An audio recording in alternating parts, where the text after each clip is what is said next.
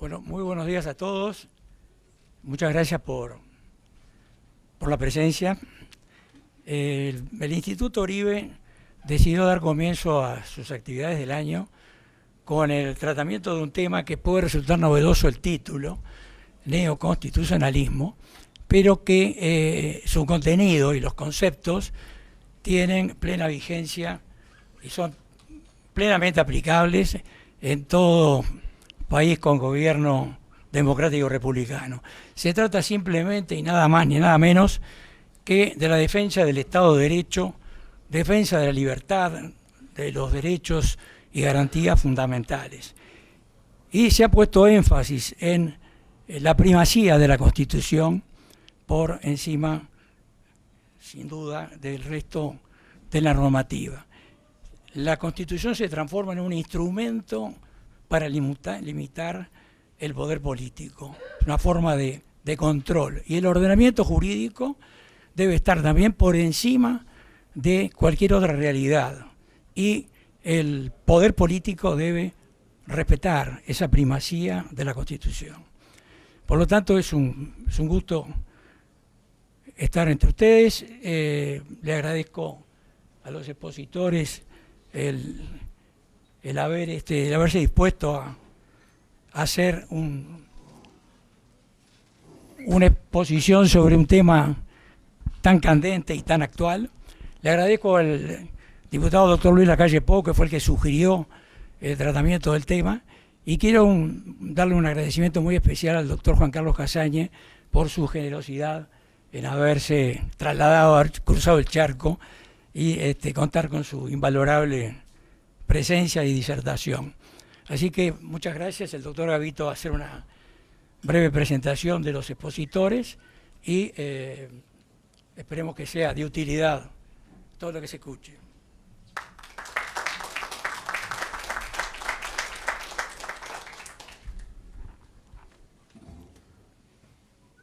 Nuevamente, buenos días. Me cabe el honor de presentar al doctor Augusto Durán Martínez, que va a ser quien haga la exposición inicial o de base sobre el tema de hoy. El doctor Durán Martínez es catedrático de Derecho Administrativo en la Facultad de Derecho de la Universidad de la República y en la Facultad de Derecho de la Universidad Católica del Uruguay. Catedrático de Procesos Constitucionales en la Facultad de Derecho del Instituto Universitario CLAE. Catedrático de Derecho Público en el Instituto Universitario Politécnico del Uruguay. Director del Departamento de Derecho Administrativo y decano emérito de la Facultad de Derecho de la Universidad Católica del Uruguay.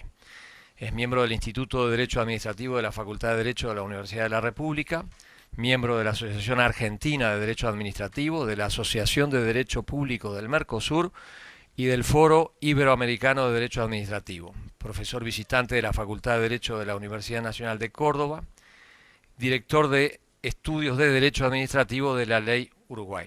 Agrego yo, fue prosecretario de la Presidencia de la República en el gobierno del Partido Nacional 1990-1995 y es, para nuestro honor, expresidente también del Instituto Manuel Oribe. Así que, Augusto, adelante.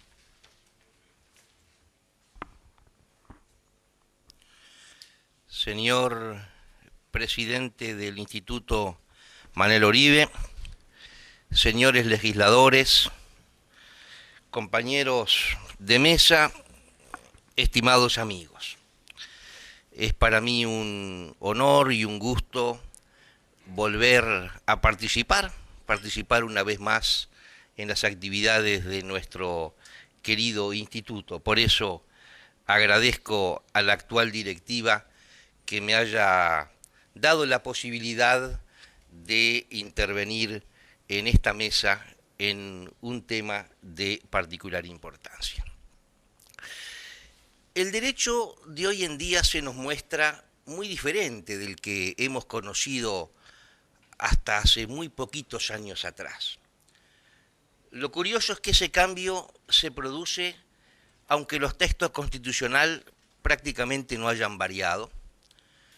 Y lo curioso es que también cuando el derecho por dispositivo recoge algo de ese cambio, esas nuevas normas tienen dificultades para pasar del periodo oficial a la realidad cotidiana, porque requieren tiempo, porque esto es una cuestión cultural. Estamos así en un momento de cambio, y de un cambio que cuesta asumir. Si tuviese que elegir un nombre para este cambio, elegiría el neoconstitucionalismo. Por cierto que no hay unanimidad en cuanto a la denominación, hay otras propuestas, pero la asumo ante la evidencia de que es el término que mayoritariamente se ha impuesto. También debo advertir que dentro del neoconstitucionalismo existen diversas tendencias, no todas compartibles, incluso algunas que presentan aspectos incompatibles entre sí, pero hay algo que las une y que permite analizarlas y englobarlas dentro de esta misma tendencia. Y este algo es esa reacción frente al positivismo legalista, podemos llamar el positivismo formalista o kelseniano, que aparece luego de la Segunda Guerra Mundial ante los horrores cometidos contra los derechos humanos. La humanidad se dio cuenta que esa visión del derecho no significaba ninguna garantía para los derechos humanos. Aquí entonces es que comienza el cambio. Aparece en general como un movimiento europeo que surge al promediar el siglo XX, fundamentalmente a partir de la Constitución italiana de 1947 y sobre todo de la alemana de 1949. Estas constituciones crearon tribunales constitucionales que elaboraron una importantísima jurisprudencia que impactó notablemente en la doctrina y en el derecho positivo infravalente. Esa jurisprudencia, doctrina y derecho positivo va a influir en las constituciones de Portugal de 1976 y España de 1978, que también van a crear tribunales constitucionales que producirán una notable jurisprudencia con el consiguiente impacto en la doctrina y normativa infravalente, y de aquí pasan a toda Iberoamérica. De manera que este es un fenómeno que naturalmente por razones idiomáticas va a llegar a nuestro continente sobre la década del 80, con sensible retraso, como ocurre a menudo. En general se sostiene que, y creo que esto es así, no es unánime, pero creo que esto es así, que esta nueva visión del derecho o este derecho se caracteriza por una conexión entre el derecho y la moral. El positivismo kelseniano propugnaba una separación absoluta entre el derecho y la moral. Acá vemos una interpenetración entre el derecho y la moral. En segundo lugar, la distinción entre reglas y principios, en nuestra terminología entre normas y principios, y esto lleva a el uso de la ponderación, además, naturalmente, de la subsunción. Esto, por cierto, hace que el derecho hoy en día sea mucho más difícil que hace un tiempo. Es mucho más difícil cuando tenemos que manejarlos con principios, además de normas, que cuando solo con normas, y es mucho más difícil cuando tenemos que acudir a la ponderación y no solamente a la subsunción. En general, en el mundo occidental hemos tenido dos modelos de constitución, la de Estados Unidos y la emergente de la Revolución Francesa. La concepción de Estados Unidos radica en que la Constitución es una verdadera norma jurídica de aplicación directa en la sociedad, de máximo valor y fuerza dentro de las normas jurídicas, pero no va mucho más allá de fijar las grandes reglas de juego, asegura la libertad para que sea el hombre en su propio dominio de la libertad que forme su modelo de vida. La concepción que emerge de la Revolución Francesa es muy distinta, aparece como un programa de acción con pretensión de influir en la sociedad, pero no directamente, sino que no es una verdadera norma jurídica, no se aplica directamente a la sociedad, se dirige al Parlamento y es el Parlamento a través de la ley que crea el derecho y es la ley entonces la máxima norma jurídica dentro del ordenamiento jurídico. El neoconstitucionalismo entonces procura aunar estas dos tendencias. Saca de Estados Unidos la idea del valor normativo de la Constitución, de su máximo valor y fuerza, y para asegurar esto concibe el control jurisdiccional de constitucionalidad de la ley, y toma de la visión francesa esa pretensión de influir en la sociedad a través de la Constitución. Esto hace que se produzca un fenómeno que se ha conocido con el nombre de constitucionalización del ordenamiento jurídico. Es que las constituciones se cargan de valores, de principios, recogen un catálogo de derechos que impregnan de allí todo el ordenamiento jurídico.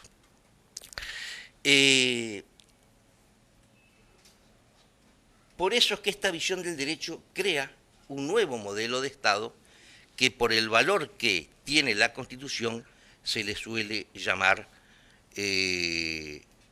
Estado constitucional por oposición al Estado legislativo que imperó en la Europa continental hasta muy avanzado el siglo XX. Y la importancia de estas constituciones es que parten de la centralidad de la persona humana, los derechos humanos se colocan en el corazón del sistema. La Ley Fundamental de Bonn, la Constitución alemana, comenzaba su primer artículo diciendo: la dignidad humana es intangible, ¿no?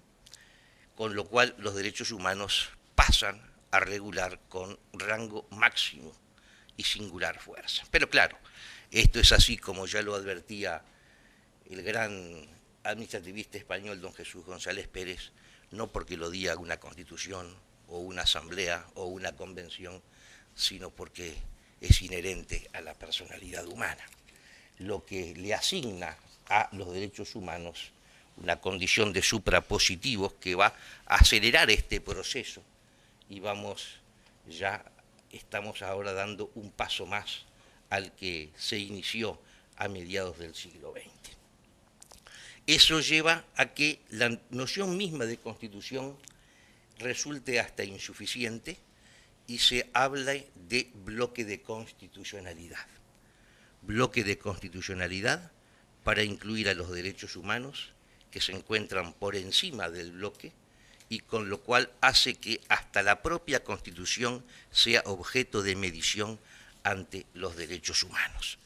De ahí a que eso tan importante que fue ese concepto de interpretación conforme a la Constitución, hoy en buena medida esté un poco superado y ya hablemos de interpretación conforme al bloque constitucional.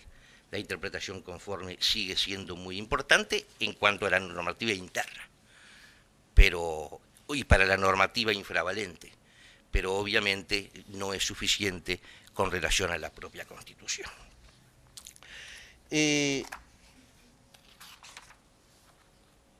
La aparición entonces del neoconstitucionalismo hizo que a los ojos de los europeos las constituciones incrementaran su valor y fuerza, por ser la norma jurídica de mayor valor y fuerza. Pero la aparición de la noción del bloque de constitucionalidad hizo que las constituciones bajaran un poco de nivel al poder ser objeto de medición ante ese bloque de derechos o bloque de derechos humanos.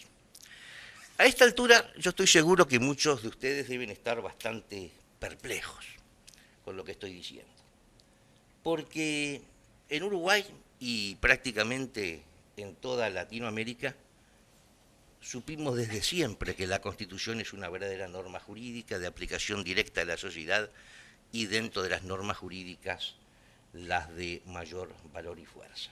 En el Uruguay desde 1830 esto lo sabemos. ¿Y por qué? Porque tomamos el concepto de Constitución de Estados Unidos. De manera que una de las cosas más importantes del neoconstitucionalismo es nuevo para los europeos, pero no es nuevo para nosotros. Pero además, recordemos que el artículo 7 de nuestra Constitución proviene de la Constitución de 1830, la que además recoge una serie de derechos individuales, que podemos llamarlos así. El actual artículo 72 proviene de la Constitución de 1918. La Constitución de 1934 incorpora una serie de derechos de la llamada segunda generación. La Constitución de 1954, con su fórmula "el funcionario existe para la función y no la función para el funcionario", partió de la dimensión ética de la función pública. Al prever la nulidad en razones de buena administración, partió de la naturaleza servicial de la administración. Y al establecer que los funcionarios están al servicio de la nación y no de una fracción política, prioriza el interés general sobre los intereses sectoriales. No está de más recordar que en la década del 50, de la mano de Arturo Enrique Sampay, Héctor Barbe Pérez, Alberto Ramón Real, conocimos el valor de los principios generales del derecho, que en la década del 60 la ley distinguió entre principios y normas, por lo que aprendimos a razonar teniendo en cuenta la ponderación hace mucho tiempo. Lo expuesto demuestra que siempre tuvimos todos para funcionar como un verdadero Estado constitucional, en el sentido actual del término. Pero esto no ocurrió así. Fuimos incoherentes. Pensamos como en Estados Unidos, pero actuamos a la francesa. Teníamos un Estado constitucional y actuamos como un Estado legislativo. El neoconstitucionalismo tiene así para nosotros la gran virtud de mostrarnos esa incoherencia a fin de poder superarla y llevarnos a actuar como efectivamente pensamos, sin perjuicio de otras novedades que sí realmente son algo distinto para nosotros, como esa interpenetración que existe entre el derecho interno y el derecho internacional, que voy a referir más adelante. Voy a referirme entonces primero a algunas de esas incoherencias con algunos ejemplos, para luego ver esta gran novedad. Y esta primera incoherencia que deseo indicar es la relativa a la presunción de constitucionalidad de las leyes. El neoconstitucionalismo nos enseñó el concepto de interpretación conforme a la Constitución. Ahora debemos hablar de interpretación conforme al bloque de constitucionalidad.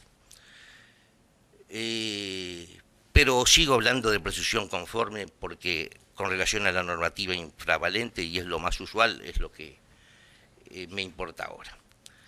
Los términos jurídicos a menudo son polisémicos, son susceptibles de más de un sentido. De manera que puede tener un sentido que se ajusta a la Constitución o un sentido que se aparta de la Constitución. El concepto de interpretación conforme, en función de esta fuerza, de esta energía que irradia la Constitución, hace que de dos interpretaciones posibles, una constitucional y otra inconstitucional, hay que optar por la que se ajusta a la Constitución. En esto consiste la interpretación conforme. Por supuesto que si hay un solo sentido posible, no se puede distorsionar ese sentido y la ley será lisa y llanamente inconstitucional, y así debe ser declarada por la Suprema Corte de Justicia. Pero la presunción de constitucionalidad de las leyes produce un efecto exactamente al revés. Mientras que la interpretación conforme acomoda la ley a la Constitución, la presunción de constitucionalidad acomoda la Constitución a la ley. La Suprema Corte de Justicia, el Supremo Juez Constitucional, entra a juzgar una cuestión de constitucionalidad, invirtiendo así la carga probatoria y desnaturalizando su función de juez constitucional.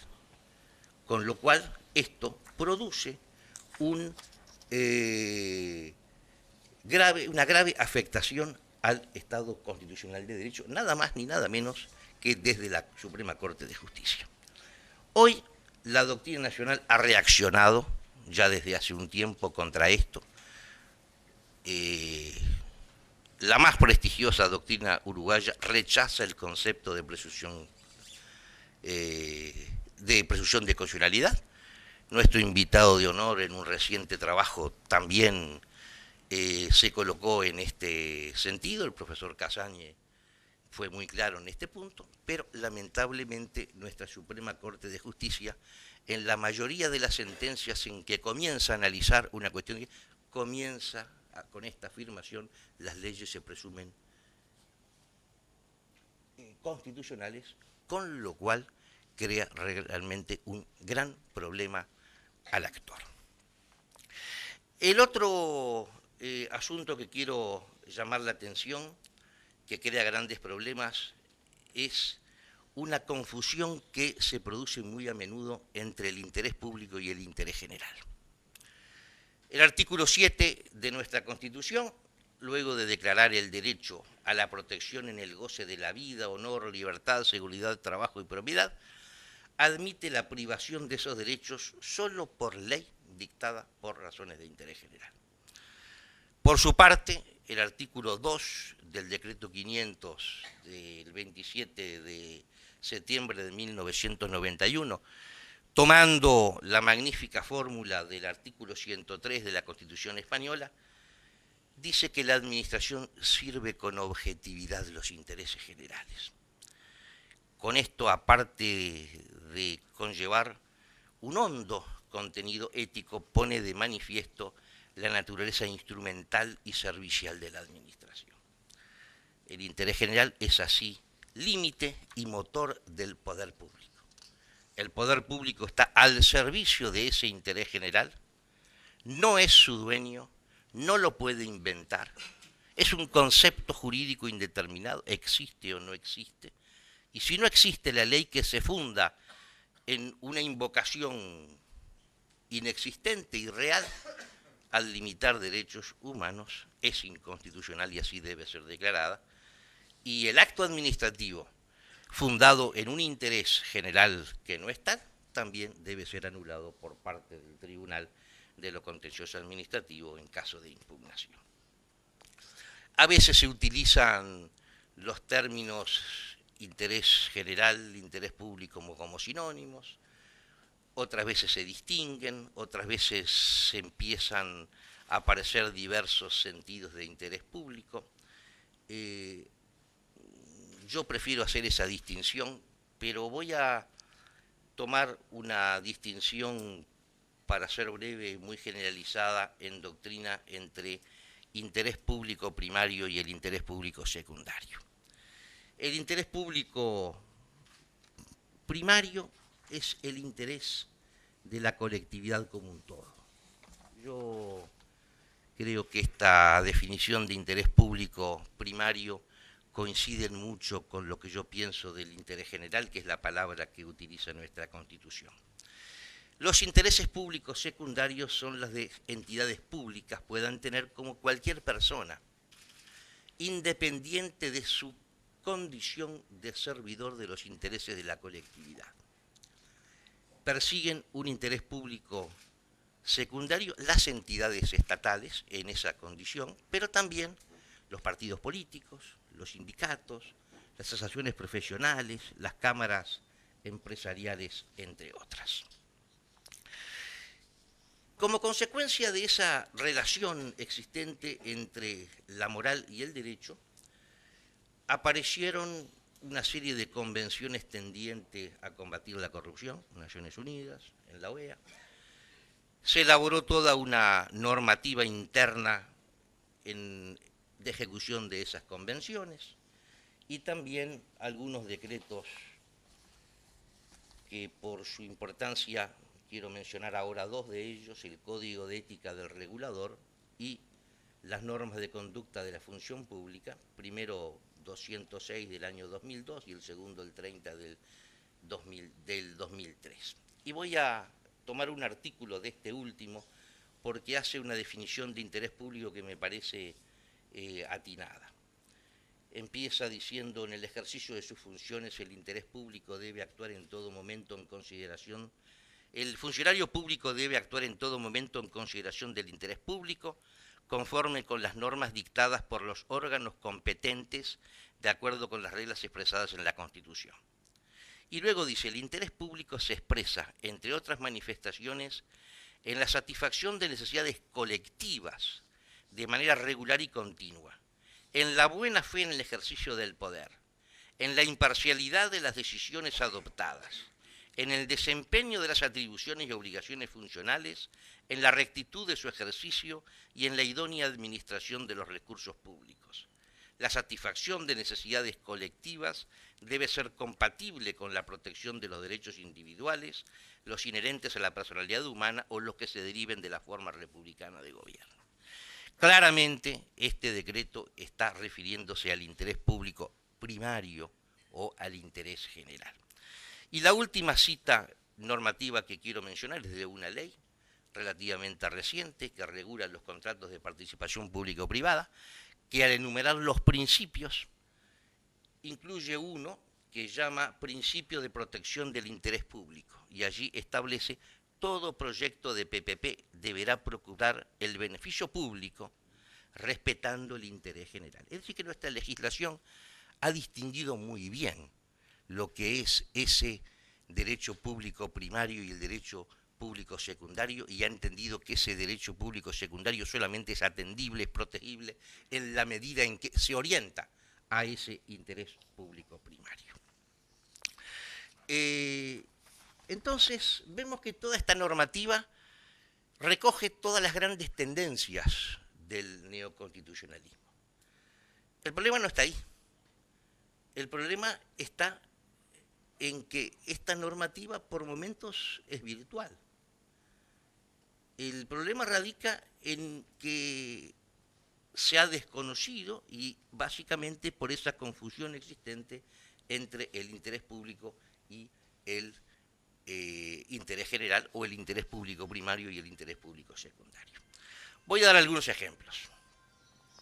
La toma de conciencia de la naturaleza instrumental del Estado y de la Administración hizo cambiar la perspectiva del derecho administrativo, que tradicionalmente se definía como un derecho de la Administración, ahora es un derecho de gestión de los intereses colectivos. De un derecho de y para la Administración pasamos a un derecho de y para la gente.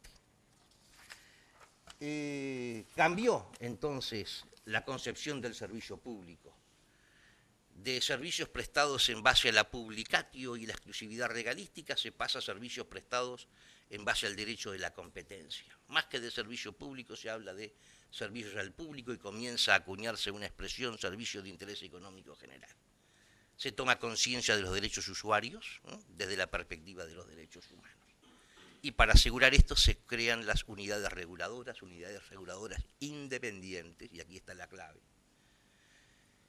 Y nuestra primera normativa se acercó bastante a esos lineamientos que nos muestra el derecho comparado.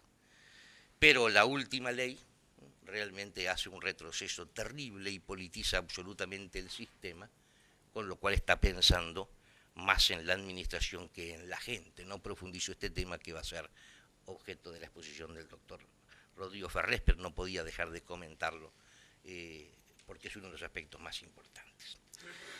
En reiteradas oportunidades he sostenido que como consecuencia de la legislación que impone el derecho de la competencia, han quedado derogados los monopolios estatales. Sin embargo, algunos de ellos en los hechos subsisten. Pienso en ANCAP, pienso en Antel. Al margen de toda la normativa, siguen operando como si esa ley no existiese. ¿En beneficio de quién? No precisamente del interés general, porque gracias a eso tenemos los combustibles más caros de la región y tenemos un atraso tecnológico que si se hubiese operado de acuerdo realmente al derecho de la competencia, nuestras comunicaciones estarían en otro lugar. ¿En beneficio de quién? De los entes. Y más que de los entes, de quienes están detrás de los entes, de determinados funcionarios y de determinados sindicatos. Es decir, que los intereses sectoriales, los intereses públicos secundarios, prevalecen sobre el interés general, sobre el interés público primario. Y no hay una reacción mayor en el público, que no ha comprendido realmente esto. Se dice que los entes son de todos, y no se advierte que, tal como suceden las cosas, son de todos a la hora de la siembra, que son los que financiamos los entes, pero no a la hora de la distribución de la cosecha, que se efectúa entre muy pocos. Quiero ahora referirme a un sutil cambio legislativo. Tradicionalmente se exceptuaron de la licitación pública las contrataciones entre entes estatales. Esta es una solución que venía de mucho tiempo con otro modelo de Estado que se justificó en otra época, pero con la nueva visión del derecho es insostenible, sobre todo cuando la legislación impone un derecho de la competencia, por lo que yo he sostenido en su momento que había quedado derogada esa excepción, porque no puede funcionar un mercado como el nuestro con esa excepción. Sin embargo, mi opinión, sin perjuicio de recibir algunas adhesiones doctrinarias, no tuvo la menor repercusión en la práctica. Yo voy a poner un ejemplo para que vean la importancia. Pensemos en un ministerio importante, Interior, Defensa, Salud Pública, que desea asegurar toda su flota automotriz. Lo más sensato es hacer un llamado a licitación y ver si de esa manera se logra mejores condiciones para el seguro. Nadie se le ocurre. Vamos a contratar con el banco de seguros. No importa si ese seguro sale más caro o no sale más caro. ¿A quién sirve eso? ¿Al interés general? No, al interés general no, porque no tuvo la posibilidad de tener un contrato mejor. Beneficia únicamente al contrato de seguros. Pero hubo, en una rendición de cuentas, un cambio muy sutil en la ley. El texto original excluía de la licitación las contrataciones celebradas entre organismos o dependencias del Estado, o con personas públicas no estatales. Pero una ley del año 2008 suprimió esa coma y esa O, con lo cual lo que quedaron excluidas fueron las contrataciones entre organismos o dependencias del Estado con personas públicas no estatales. Desaparecía esa excepción y la ley, con esta sutil modificación, tomaba buena parte de mi opinión. ¿Y cuál fue la redacción de la administración? Esto no puede ser. Esto es un error del legislador. Sigamos aplicando la ley como estaba redactando antes y no como está redactada ahora, pese a esa claridad gramatical de su texto. Y cuando mi opinión empezó a difundirse, en el nuevo TOCAS volvieron a la interpretación anterior. Es decir, que una vez más primaron los intereses secundarios sobre el interés público primario.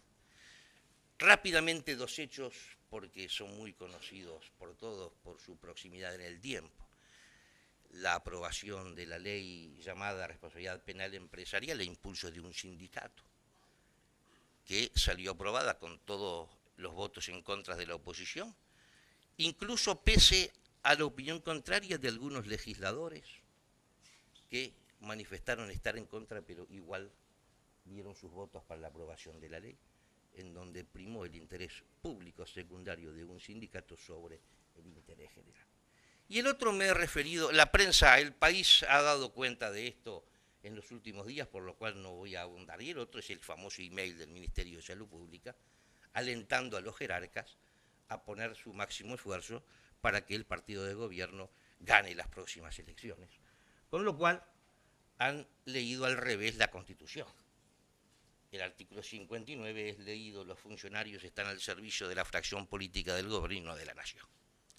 Esto nos muestra que estos ejemplos, por tomar una expresión de Aguiló, tenemos una Constitución pero no vivimos en ella.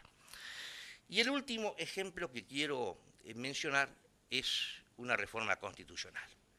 La reforma del artículo 47, la llamada reforma del agua. Todos sabemos que esta enmienda fue impulsada por el sindicato de OCE con el objetivo fundamental de impedir las concesiones a particulares, sobre todo en el departamento de Maldonado. Las concesiones son un instrumento que no son buenos o malos en sí, serán buenos o malos según se utilizan. Lo malo es a priori prohibirlas, cuando puede ser un instrumento realmente necesario, y a veces el único para solucionar una situación. La temporada de verano del 2013 nos mostró las costas de Maldonado, por lo menos desde Portezuelo a José Ignacio, convertidas en una verdadera cloaca. Este año algo mejoró, pero no lo suficiente. Y eso que fue una muy mala temporada. Cuando cambie la crisis y los turistas argentinos vuelvan otra vez y se reactive la industria de la construcción, que está particularmente afectada en la zona, el tema, si no se soluciona, va a ser grave. Y acá hay un problema, y es que justamente la concesión es un instrumento muy útil para solucionar este tipo de problemas, porque el saneamiento exige cuantiosas inversiones que el Estado las tiene que realizar en detrimento de otras actividades, y si no las puede hacer, entonces no se hace. ¿Y qué es lo que está en juego acá?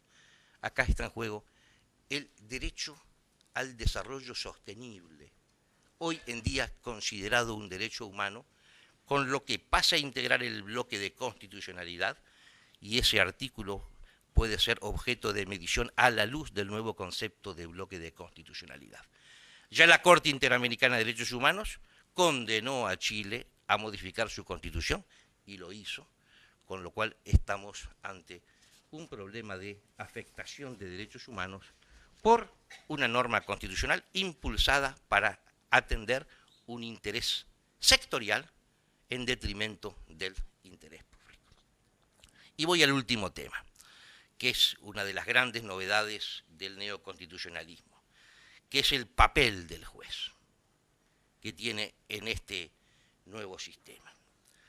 Una de las conquistas más importantes del neoconstitucionalismo ha sido considerada la protección judicial de la persona humana y de los derechos fundamentales frente a la ley, a los demás actos del Estado y frente a los particulares, frente a todos.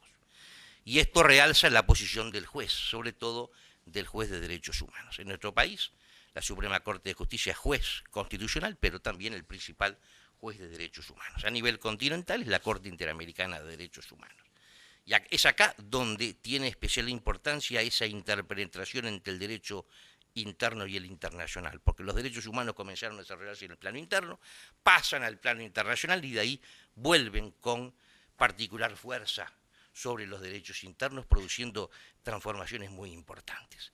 Y en esto el eje está en la Corte Interamericana, y quiero entonces, para terminar, hacer unas breves referencias sobre a lo que la Corte ha llamado el control de convencionalidad. Ese control de convencionalidad implica dos cosas. Una, a mi juicio, muy importante y absolutamente compartible, y es lo que está provocando una transformación en el buen sentido de nuestros ordenamientos jurídicos, y otra que considero absolutamente rechazable, y es altamente peligrosa. La compartible es que todos los órganos del Estado deben efectuar ese control de convencionalidad, no solo el juez. No solo el juez al juzgar una causa tiene que analizar si esa normativa que tiene que aplicar o no se ajusta o no a los derechos humanos. Lo tiene que hacer también la administración. La administración, en el ejercicio de su función administrativa, no puede dictar actos en contra de los derechos humanos. Todos, porque acá tenemos una concepción erróneamente restringida de los derechos humanos. Lo mismo lo tiene que hacer el legislador. El legislador no puede dictar leyes sin hacer este cotejo, y tiene que abstenerse de dictarlas si se apartan de ese bloque de constitucionalidad. Y lo mismo lo tiene que hacer el constituyente. El ejemplo del artículo 47 es un ejemplo en donde no se efectuó un adecuado control de convencionalidad, y no solamente en ese punto, sino en otros se efectuaron violaciones de derechos humanos, como el derecho a la propiedad, al limitar las indemnizaciones por la reforma operada. Como es un tema muy novedoso, todavía no tenemos consecuencias sobre este punto, pero la propia evolución del sistema nos lleva a eso. Y esto es un aspecto muy importante y un aspecto positivo. ¿Cuál es el aspecto que cuestiono de esta teoría del control de convencionalidad? ¿Qué es lo que se debe tener en cuenta para esto? La Corte dice, tiene que tenerse en cuenta la Convención Americana de Derechos Humanos, totalmente de acuerdo. Pero también todos los demás tratados, y yo diría los de derechos humanos y los derechos humanos generales. Aquí estamos de acuerdo. Lo que es objetable es que la Corte dice, también se debe tener en cuenta la doctrina inspiradora de los fallos. Con lo cual le asigna a la jurisprudencia fuerza vinculante, como si estuviésemos en el sistema del common law, cuando tenemos una cultura jurídica completamente diferente, y esto no surge del sistema interamericano. La Corte es un órgano creado por el Pacto de San José, recibe su competencia del Pacto de San José y no puede de oficio ir más allá de las normas atributivas de competencia. Esto es un error jurídico grave que tiene dos consecuencias muy peligrosas. Abre una brecha para la posibilidad de ideologización del sistema en un sentido negativo, pero además configura una grave afectación del principio de separación de poderes y concretamente de la independencia judicial, porque lo bueno del neoconstitucionalismo es que desplazó al legislador como señor del derecho, convirtió al juez de derechos humanos en el guardián del derecho, pero no quiso convertirlo en señor del derecho. De haber sido así, hubiese sido peor la enmienda que el soneto. De manera que esto del neoconstitucionalismo es una cosa muy importante. Este panorama nos muestra que es altamente positivo, pero no todo. Hay que saber distinguir el trigo de la cizaña. Por suerte hay mucho trigo, pero hay que evitar que cierta cizaña se cuele en nuestro sistema. Muchas gracias.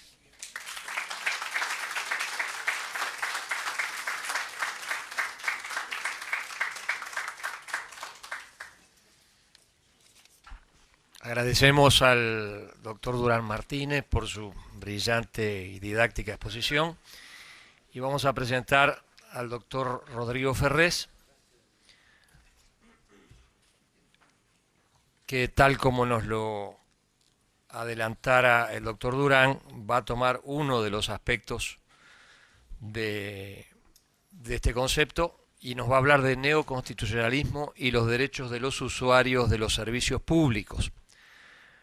El doctor Ferrés es doctor en Derecho por la Universidad Católica del Uruguay, máster en Derecho Administrativo por la Universidad de Navarra, España, profesor de Derecho Administrativo en la Facultad de Derecho de la Universidad Católica del Uruguay y profesor de Derecho Público de la Facultad de Ciencias Empresariales de la Universidad Católica del Uruguay. Es secretario académico del Departamento de Derecho Administrativo de la Universidad Católica y es el actual vicepresidente del Instituto Manuel Oribe. Así que, Rodrigo, te escuchamos.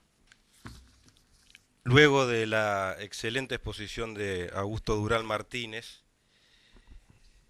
voy a referirme a los derechos de los usuarios de los servicios públicos, que es un tema que tiene especial importancia a la luz del neoconstitucionalismo, porque ese máximo valor y fuerza de la Constitución pone a los derechos humanos en el centro del debate jurídico y político. Y esto es así porque la Constitución en realidad no está creando derechos humanos o derechos que son de los usuarios de los servicios públicos. La Constitución toma del derecho natural los derechos humanos para protegerlos en el goce de los mismos. No los crea. Los derechos humanos son inherentes a la personalidad humana y provienen con el individuo desde la concepción. Los servicios públicos, que en realidad uno podría ver que dos grandes conceptos, un concepto que es más restringido, que está a nivel de la práctica internacional y por supuesto de la teoría en crisis, hay un consenso en esto, es decir, el servicio público cuya titularidad es estatal y nada más estatal, y que solo puede ser prestada por privados cuando existe una concesión, es un modelo que responde al pasado. Yo me voy a referir a los servicios públicos en un sentido más amplio, que tiene que ver no con quien presta el servicio, sino cómo se presta el servicio. Es decir, un servicio público prestado tanto por el Estado o en libre competencia con los particulares. Telecomunicaciones, servicios postales, agua potable y saneamiento, educación y salud, que son estrictamente servicios sociales, pero están dentro del servicio público o de interés general, y que son en definitiva prestaciones que se dan a los individuos, actividades en su mayoría económicas, con componente social pero económicas, que son imprescindibles e impostergables para el desenvolvimiento de la vida de las personas. Y por tanto son necesarias que se presten adecuadamente para que el Estado pueda cumplir con su finalidad, que no es otra que el logro del bien común. En este ámbito, la actuación del Estado tiene que estar necesariamente delimitada y los poderes públicos deben ejercer sus poderes, valga la redundancia, estrictamente limitado a lo que establece la Constitución de la República, que no es otra cosa que la limitación en base a los grandes principios del Estado Constitucional de Derecho y a los derechos humanos, y entre ellos los derechos de los usuarios de los servicios públicos, los derechos que tenemos todos nosotros cuando accedemos a un servicio. Porque el Estado en definitiva no nos hace un favor, tenemos derecho a que se nos preste ese servicio. ¿Y cuáles son esos derechos de los usuarios? Si uno va al instrumento que nos une con una empresa que nos presta el servicio, el instrumento es contractual. Bueno, nosotros firmamos un contrato, generalmente contrato de adhesión, con la empresa que nos presta el servicio de suministro de energía eléctrica, con el transporte, con el gas, con un servicio postal, pero que esos derechos estén recogidos en un contrato no significa que no sean derechos humanos, que no tengan naturaleza de derechos humanos. Siguen siendo derechos humanos, pero que solamente el instrumento que nos une con la empresa es el contrato, el que lo viabiliza. Pero son derechos humanos porque son inherentes a la personalidad humana. Y forman parte del derecho a vivir. No es el derecho a la vida, sino un derecho que forma parte del derecho a la vida, el derecho a vivir. Y acá cito a Gros Espiel, que decía que es parte del derecho a la vida el derecho a vivir, porque el derecho a vivir es el que existe durante toda la vida, trasciende la dimensión biológica para ir a una dimensión ética, social, cultural, económica. Es el derecho a poder vivir durante toda la vida con dignidad y en plenitud de los derechos. Y eso es en definitiva, el derecho a vivir, es en definitiva los derechos que tenemos como usuarios de los servicios públicos y que tienen su correlativo en que el Estado, cuando los presta, o las empresas privadas, deben prestarlo con calidad, eficiencia, a un precio accesible, con seguridad y con carácter universal. Con carácter universal significa que independientemente de que sea o no rentable para la empresa o para el Estado, cuando lo presta a través de una empresa pública, el servicio deba ser prestado igualmente.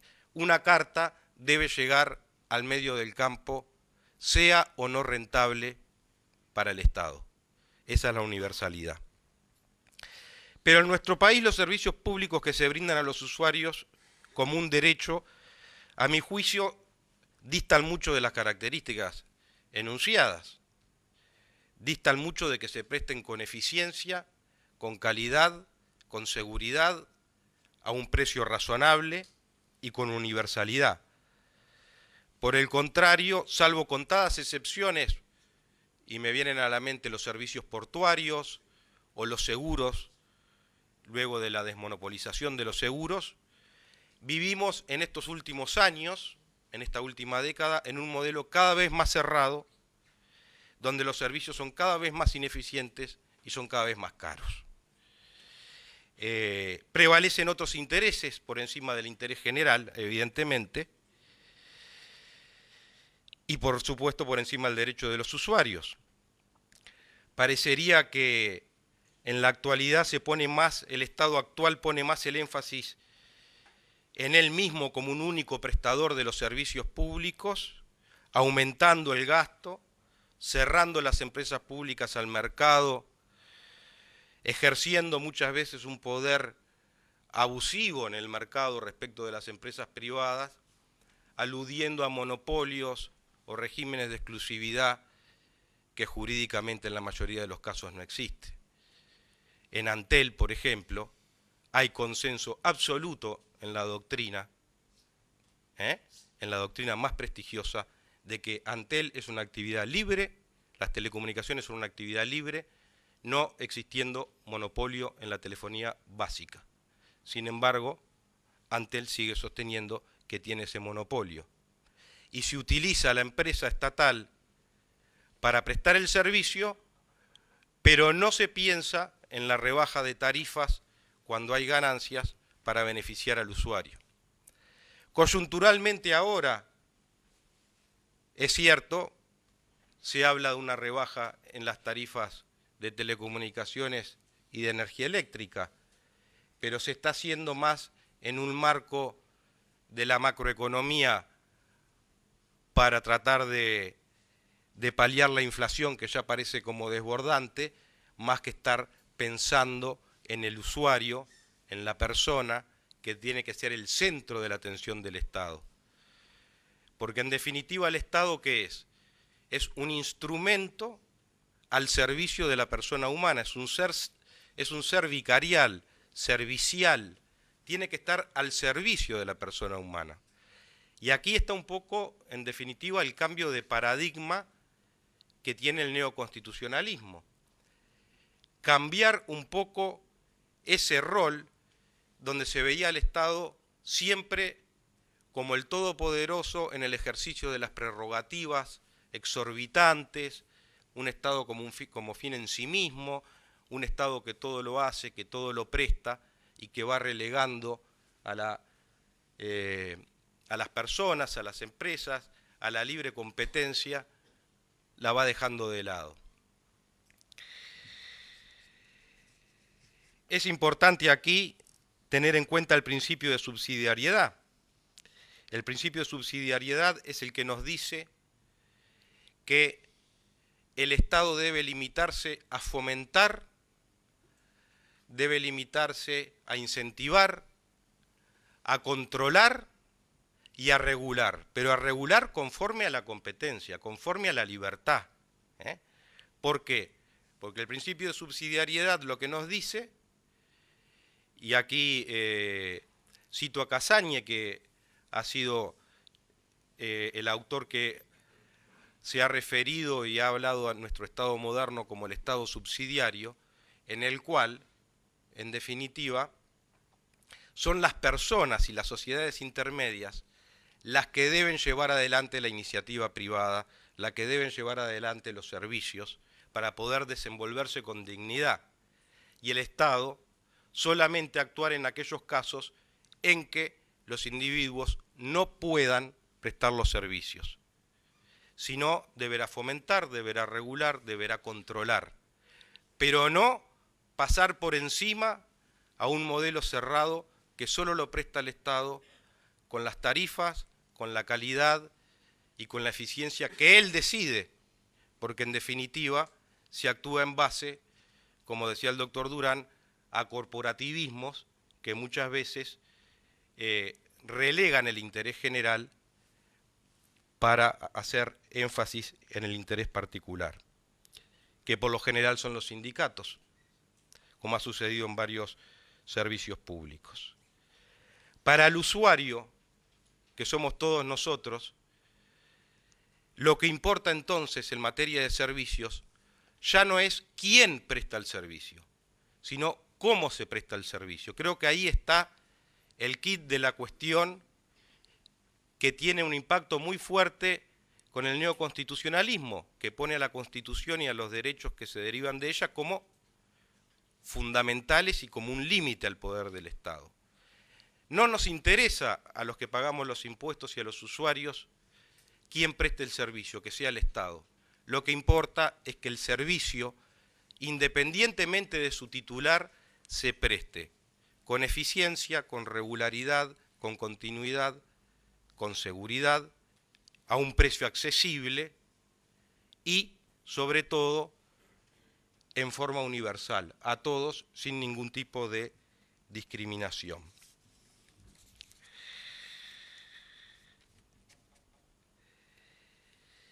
Pero todo esto no es lo que está ocurriendo. Los ejemplos sobran. El doctor Durán Martínez se refirió, por ejemplo, al servicio público de agua potable y saneamiento. Y realmente yo creo que en el derecho comparado deben de haber, yo no conozco, pero si hay algún caso en el cual la Constitución de la República sea reformada para establecer en ella que solo el servicio público de suministro de agua potable puede ser prestado exclusivamente por entidades estatales, ponerlo en una Constitución que técnicamente es rígida o semirrígida, ¿no? Es decir, que es muy difícil reformarla, se necesitan mayorías muy importantes. Eso implica que, como está sucediendo en estos momentos, que empezamos nuevamente con cortes parciales de agua, por lo menos en la zona sur de Montevideo, o en la zona este, por falta de inversión en las infraestructuras, por falta de inversión en las redes, significa que si se necesita acudir a una empresa privada o a inversiones para que intervengan en el sector agua potable, se va a necesitar o reformar la Constitución o violar la Constitución, porque en realidad, así como están las cosas, no se puede otorgar ni siquiera una concesión. Eso va en detrimento de los usuarios. Otro de los casos es el caso Pluna, respecto a los derechos de los usuarios. En realidad, en todo lo que fue el caso Pluna, el gobierno se limitó más que nada en el tema del concordato, a ver si los 300 millones de dólares formaban más parte del pasivo o si eran pérdidas, pero los usuarios quedaron relegados. Nadie se acordó en el Estado, en el gobierno actual que tenía a cargo la prestación del servicio de transporte Pluna Sociedad Anónima, los pasajeros que quedaron varados en vacaciones de julio en los aeropuertos. Nadie los indemnizó. Recién ahora empiezan a ver los primeros fallos y sentencias de juzgados de paz, en el cual condenan al Estado a pagar los pasajes y a indemnizar las pérdidas que han sufrido. Otra vez el usuario relegado. Lo podemos ver en los combustibles y en los hidrocarburos. Tenemos las naftas más caras de la región y una de las más caras del mundo. Sin embargo, no se busca la posibilidad de importar combustibles o buscar una forma alternativa para bajar los costos. No se hace. Sigue ANCAP aumentando sus ganancias y sin rebajar las tarifas, de repente para tener que cubrir dinero del Estado que se precisa para otras cuentas, pero no para los costos del servicio y menos para rebajar las tarifas, que en definitiva es lo que tiene que apuntar en beneficio de los usuarios. Y así podíamos seguir con un largo etcétera, porque voy a poner un último ejemplo, el ejemplo de UTE. En realidad tenemos también de las tarifas más caras de energía eléctrica. La ley del marco regulatorio energético habilita, dice como principio, que habrá libertad de acceso a las redes, es decir, a las infraestructuras, sin discriminación para los generadores privados. Sin embargo, la realidad es que por más generadores privados que se instalen, ellos por más energía que produzcan, solamente la van a poder vender o transportar a través de la red para comercializar si UTE se lo permite y de acuerdo a la cantidad de megavatios que UTE compre. Es decir, que una empresa que también es generadora y compite es la dueña de las infraestructuras, porque no están separadas, no las gestiona un gestor independiente, sino que la gestiona la propia empresa que presta el servicio. Por tanto, las personas privadas que estén con el tema de las energías eólicas dependen de un competidor, en definitiva, para poder utilizar el transporte de la energía eléctrica y comercializarla.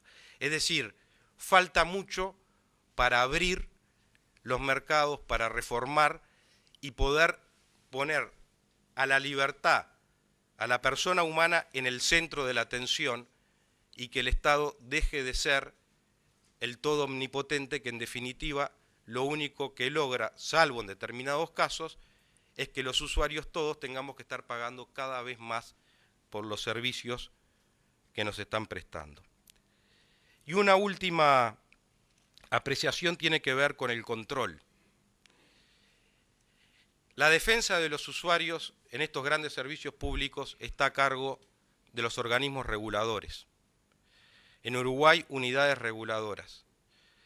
Las unidades reguladoras tienen que ser independientes, como sucede en el derecho comparado o en los países en que mejor funcionan, entes reguladores independientes del Poder Ejecutivo, porque están para controlar, para ser árbitros en el mercado regulado, para ser defensores de los derechos de los usuarios, para ser mediadores en los conflictos entre las empresas y el Estado, para poder sugerir al Ejecutivo las tarifas.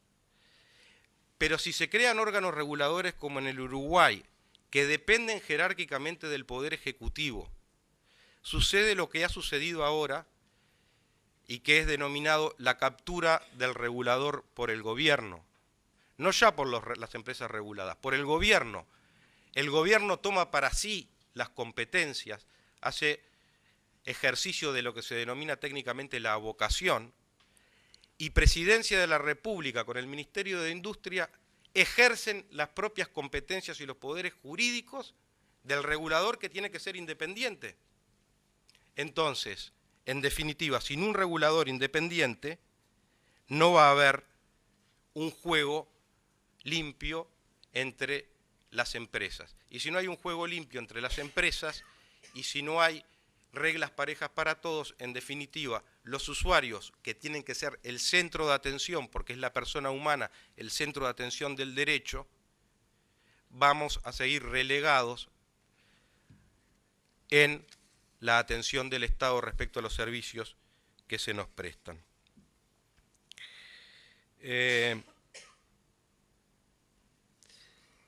Voy a leer sobre este tema que técnicamente es la subsidiariedad, en definitiva, el principio de la libertad. La doctrina social de la Iglesia, en la encíclica de Benedicto XVI, encíclica Caritas in Veritate, muy corto, Benedicto XVI dice: la subsidiariedad respeta a la persona, en la que ve un sujeto siempre capaz de dar algo a los otros. La subsidiariedad, al reconocer que la reciprocidad forma parte de la constitución íntima del ser humano, es el antídoto más eficaz contra cualquier forma de asistencialismo paternalista. Lo dice la última encíclica de la Iglesia Católica. En definitiva, la actuación de la administración y del Estado, por eso que la Constitución y el neoconstitucionalismo es un límite al poder público, debe basarse en los principios de eficacia, subsidiariedad y buena administración. Cuestiones todas que no son ni de oportunidad, ni de mérito, ni de conveniencia. Son cuestiones de juridicidad, de legitimidad, cuya violación acarrea la inconstitucionalidad de las normas que transmiten el ejercicio de ese poder desviado. Muchas gracias. Honor de presentar al doctor Juan Carlos Casañe, a quien agradecemos muy especialmente que nos acompañe hoy, que nos va a hablar de neoconstitucionalismo y la separación de poderes. El doctor Casañe es abogado y doctor en Derecho y Ciencias Sociales de la Universidad de Buenos Aires, miembro de la Academia Nacional de Derecho y Ciencias Sociales de Buenos Aires, de la Real Academia de Ciencias Morales y Políticas de Madrid, de la Academia Interamericana de Derecho Internacional y Comparado, con sede en París, y académico honorario de la Real Academia de Jurisprudencia y Legislación de España. Es director del Instituto de Derecho Administrativo de la Academia Nacional de Derecho y Ciencias Sociales de Buenos Aires, profesor emérito de la Universidad Católica Argentina y titular consulto de la Universidad de Buenos Aires, director de la carrera de especialización en Derecho Administrativo de la Universidad de Belgrano, profesor honorario de las Facultades de Derecho de la Universidad Nacional Mayor de San Marcos y de la Pontificia Universidad Católica de Perú, profesor ad honorem de la Facultad de Derecho de la Universidad Católica del Uruguay. Dirigió durante 10 años la carrera de especialización en Derecho Administrativo Económico de la Universidad Católica Argentina, la carrera de especialización en Derecho Administrativo de la Universidad de Buenos Aires y es profesor de las universidades de París 10, Autónoma de Madrid, Salamanca, San Pablo Seu, Nuestra Señora Mayor del Rosario de Bogotá y Nacional de Cuyo. Doctor Casañe, escuchamos.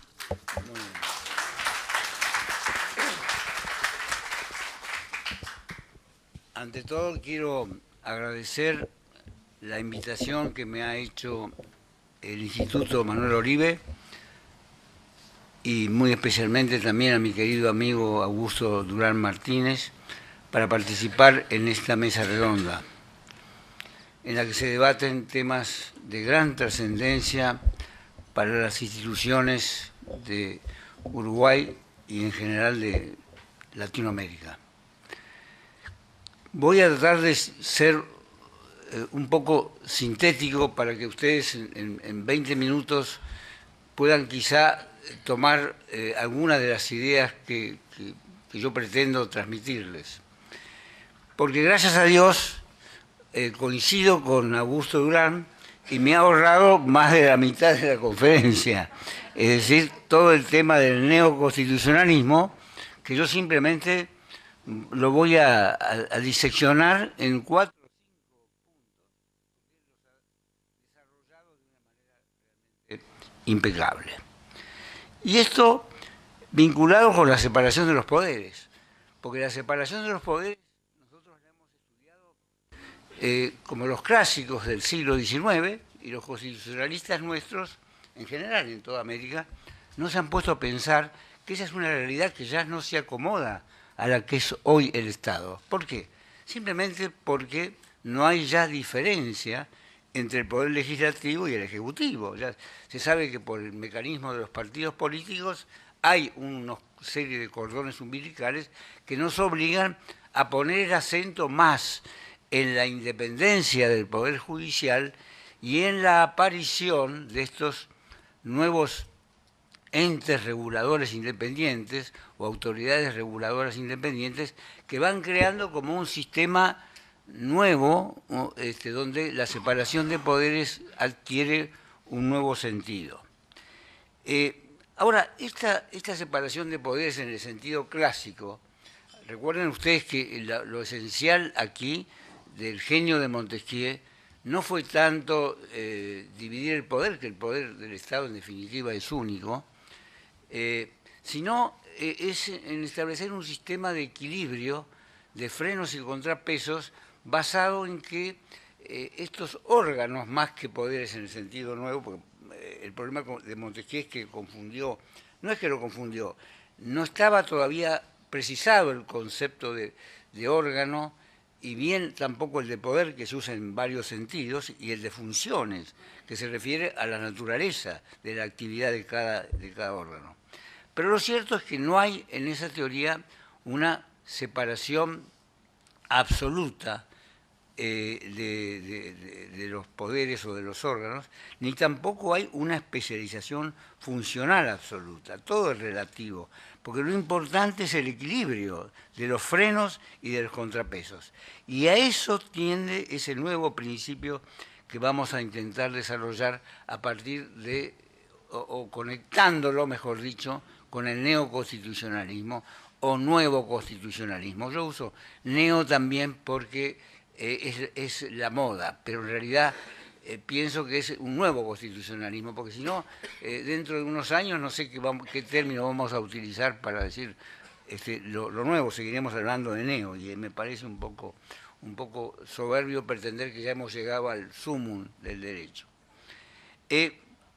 Lo cierto es que esta ruptura con el principio de la separación de poderes, al estilo clásico, no con el sentido que tiene la separación de poderes, se produce mucho antes del neoconstitucionalismo y se produce en nuestra disciplina, en el derecho administrativo. ¿En dónde? Primero, en Estados Unidos, porque en Estados Unidos aparece un nuevo derecho, el derecho estatutario, opuesto al common law, y ese derecho realmente está regulado con principios muy de avanzada desde el comienzo, y ahí aparecen la figura de los reglamentos delegados.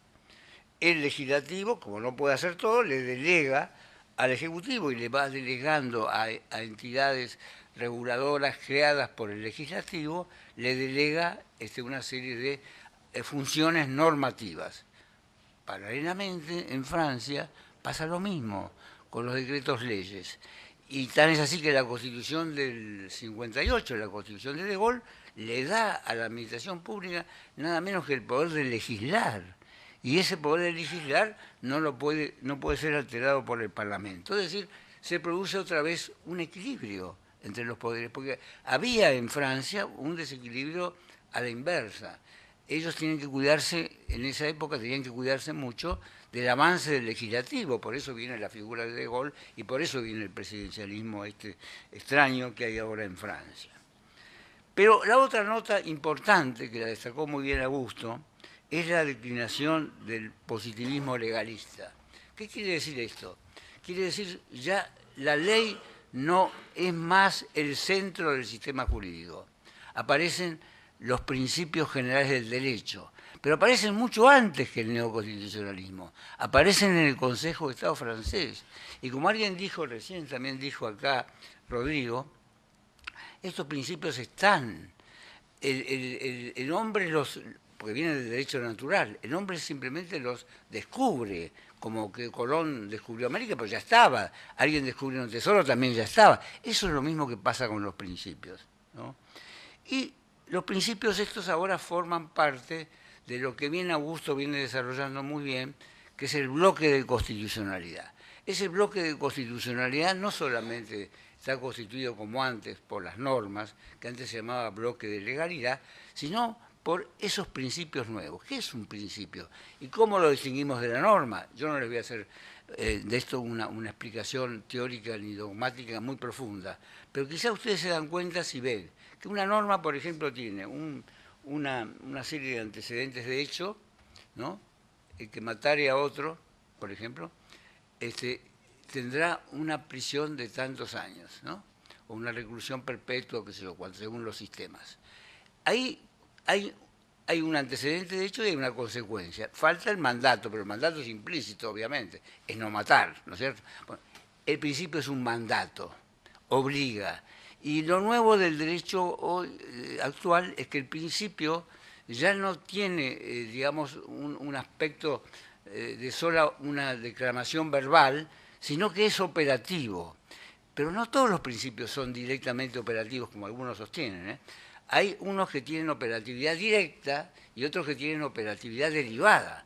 Porque, por ejemplo, el derecho a la vivienda digna no permite, cuando no se cumple, ocupar bienes del Estado, bienes del dominio privado, por ejemplo, del Estado, el dominio fiscal, sino que necesita de una articulación, de un plan de gobierno y que esté de acuerdo con las necesidades presupuestarias también.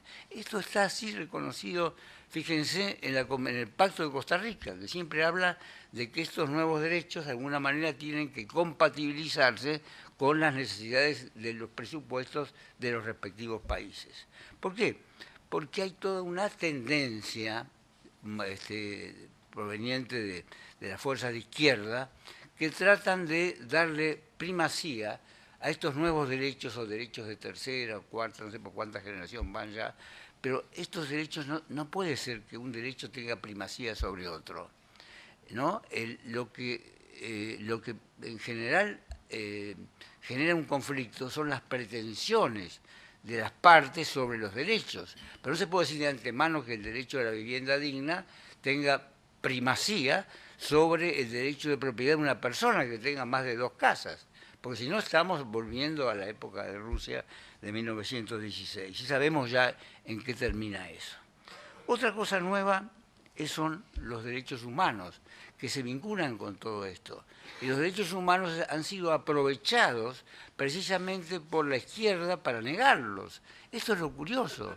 Es al revés del cuento. El cuento es al revés. En Argentina hoy día hay 1.500 personas que están procesadas sin saber por qué. Muchos de ellos, que me han dicho, y han sido gente que ha ocupado organigramas en alguna dependencia del ejército. ¿Y esto por qué? Porque se ha montado todo un sistema de pruebas testimoniales todas, donde vale mucho más la palabra de la víctima que la del imputado o del acusado, ¿no? Es decir, hay todo un aprovechamiento ideológico de esto y no se rescata el verdadero el derecho humano. Por ejemplo, Augusto ha desarrollado muy bien el derecho del perdón, ¿no? ¿Por qué no en todo el mundo siempre hubo leyes de amnistía y de perdón? ¿Por qué ahora se dice que eso es inconstitucional o contrario a los principios de la Convención de los Pactos de Derechos Humanos? No es así. Y si fuera así, debería ser igual para los terroristas que cometieron actos delictivos, porque no se puede juzgar con varas distintas hechos que son similares en el fondo, porque es la violación del derecho a la vida, que estoy de acuerdo que es el primer derecho y el más importante de todos. En este escenario aparecen las entidades reguladoras o regulatorias independientes. Es importante, algo que se ha referido también Rodrigo esta mañana, la metamorfosis que se ha producido en el servicio público. Yo creo que el servicio público, hay que seguir hablando del servicio público, pero con otro sentido, ¿no? Con un sentido mucho más limitado, con un sentido de, es decir, como una vuelta al sentido originario, porque esto no lo inventaron los socialistas con Guía a la cabeza, sino lo inventó el señor Oriú, que era conservador popular, era bueno. Pero era un poco conservador social, si ustedes quieren. Él fue el que creó la necesidad del servicio público en Francia. Y entonces se vuelve a eso, a los servicios donde hay que privilegiar la gestión privada sobre la gestión pública. La gestión pública solamente debe proceder por el principio de subsidiariedad, cuando no es posible. ¿Pero por qué? Porque cuando el servicio público lo presta el Estado, no hay dueño que lo controle. Falta el dueño, que es el que está controlando generalmente la empresa privada, la empresa concesionaria o que tenga la licencia, como se dice ahora, que es lo mismo que la concesión. Le cambian el nombre, pero es exactamente lo mismo, ¿no? Entonces yo creo que todos tenemos que poner el acento en esa metamorfosis que ha ocurrido en la noción de servicio público y que le llamemos como le llamemos, porque los nombres no tienen mayor importancia. Algunos le llaman servicios económicos, ahora en Europa, de interés general, o servicios universales también, que es una categoría un poco más restringida del servicio público. Lo cierto es que hay un universo de prestaciones a la comunidad de las cuales se debe hacer cargo el Estado, pero no como prestador, sino como garante. Esa es la nueva función que tiene que cumplir el Estado y que se ve en todos los tratados y todos los estudios que se han hecho en el derecho europeo, que es el que más se acomoda a nuestras instituciones. Pero la clave es siempre la independencia del Poder Judicial. Esa independencia que se ha venido asegurando con garantías como la inamovilidad, que contrariamente a lo que se piensa no es de origen anglosajón. Esto lo han demostrado algunos americanos que han estudiado en el siglo XIX, ya Prescott, por ejemplo, William Prescott o James Kent, han demostrado que en España, en Aragón, fue donde por primera vez en el año 1400 se sentó el principio de inamovilidad de los jueces, y 200 años más tarde, Carlos III de Inglaterra, tras la caída de Cromwell, lo restablece para mantener la independencia del Poder Judicial en Inglaterra. Pero hoy día esto está amenazado muchísimo, y está amenazado con una institución que se crea precisamente para garantizar la independencia. Y esa institución que se crea para garantizar la independencia, que se llama Consejo de la Magistratura, ha sido desnaturalizada en muchos países del mundo, porque ha sido copada por los intereses de los partidos políticos generalmente de izquierda. Y entonces de ahí empiezan a manejar y a colonizar el Poder Judicial, lo colonizan. Y la independencia desaparece porque es un concepto burgués que no interesa para la concepción socialista revolucionaria, que con violencia o sin violencia se está llevando a cabo en casi todos los países del mundo. ¿Por qué? Porque en el fondo se trata de un poder hegemónico que se basa en dos grandes, digamos, paradigmas que tiene esa concepción del nuevo populismo, digamos, que es el primero, el decisionismo del líder. A veces puede ser el decisionismo, eso viene de Carl Schmitt, ¿no? Y de fascismo, y por supuesto Hitler, pero lo han tomado los socialistas, es la teoría de Laclau, por ejemplo, ahora, que está aconsejando a nuestra presidenta. El decisionismo es del líder como representante del pueblo, qué sé yo. A veces eso se reemplaza por un grupo, como me imagino que pasa en otros países de América, ¿no? Por un grupo que también pretende hacer lo mismo, pero a través de un partido político que quiere practicar la hegemonía. Pero para lograr la hegemonía, ellos consideran necesaria que la confrontación social, o sea que es una nueva forma de lucha de clases, la confrontación social. Y la confrontación social tiene su raíz en Hegel. Acuérdense que Hegel es el que inventa toda la teoría del movimiento, ¿no? De que la realidad se puede superar a través de una acción constante, porque de esa manera también se produce una suerte de distracción de los individuos, ¿no? Y constantemente están cambiando las instituciones, cambiando las leyes, y esto desorienta, provoca incertidumbre, y en el fondo yo todavía no entiendo qué es lo que persiguen, porque en ninguna parte del mundo ha triunfado el socialismo. No existe ningún país donde ha triunfado, y donde aquellos que dicen que son socialistas, ya de socialistas no tienen nada, como son todos los escandinavos y todo eso, están practicando un sistema de capitalismo social, si se quiere. Ese es el sentido moderno que debe tener el capitalismo también. Fíjense que ya Montesquieu había advertido contra el gobierno despótico, y tiene unos párrafos muy interesantes sobre esto, explicando en qué consiste, ¿no? Y habla de que es cuando la voluntad cuando el gobierno del pueblo está sometido a la voluntad de una sola persona o de un solo grupo. Ese es el gobierno despótico, donde no hay, en definitiva, equilibrio. En esa época, la época de Montesquieu, era el gobierno de los persas, por eso él se había ocupado de analizar este concepto. En el caso argentino, por ejemplo, se ha llegado al colmo ahora de sacar una ley donde se reglamenta el jurado de enjuiciamiento de los fiscales que tienen que controlar al Ejecutivo, pero ese jurado de enjuiciamiento está controlado por el Ejecutivo, de manera que sacan y van a sacar, empiezan ahora a sacar a uno que está investigando los negocios de unos amigos de la presidenta y le van a sacar, porque ya tienen ellos la mayoría.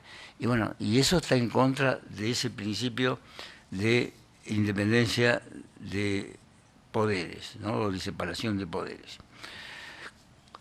Yo estoy sosteniendo ahora, o empiezo a sostener, que es un principio general del derecho. Y que es un principio general del derecho porque es un mandato, la separación de los poderes, porque asegura que la libertad de las personas, y eso hace a su dignidad, ¿no? Y de ahí que al ser un mandato es obligatorio, y si es obligatorio eso permite plantear la inconstitucionalidad de todas las leyes que afecten este principio de la independencia de los distintos poderes, porque ahora no solamente tenemos los clásicos, tenemos hoy día la realidad del Estado nos muestra un sistema de poderes múltiples y complejos y separados. Yo hace poco he estado en un seminario en Brasil, y donde estaban las autoridades del Banco Central, los entes reguladores, todo. Y entonces les pregunté, dígame, ¿ustedes reciben instrucciones del Poder Ejecutivo? ¿Pueden ser intervenidos? ¿Sus actos son susceptibles de recurso de alzada? Como entre nosotros, no. Eso es imposible. Si lo llegan a hacer, se lo rechazamos. Ni siquiera se lo admitimos. Le rechazamos in limine, como se dice. Disculpen el término abogadil. Pero es así. Esto está pasando bien en Perú, en Colombia y en Brasil.